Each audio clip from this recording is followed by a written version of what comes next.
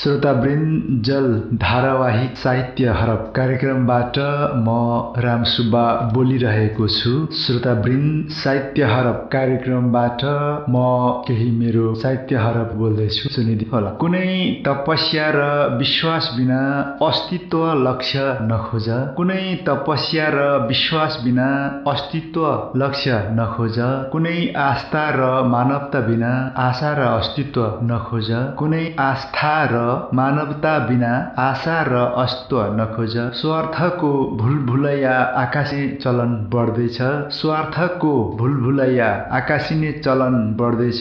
कहीँ फगत भुइँफुट्टा बन्न नखोज, कहीँ फगत भुइँफुट्टा बन्न नखोज। उपमाहरू उदासीन बनेको बेला, उपमाहरू उदासीन बनेको बेला। श्रोतावृन्द, मेरो जल धारावाहिक साहित्य हरप कस्तो लाग्यो प्रतिक्रिया लेखेर पठाइदिनु होला। म राम सुब्बा बिदा चाहन्छु। धन्यवाद।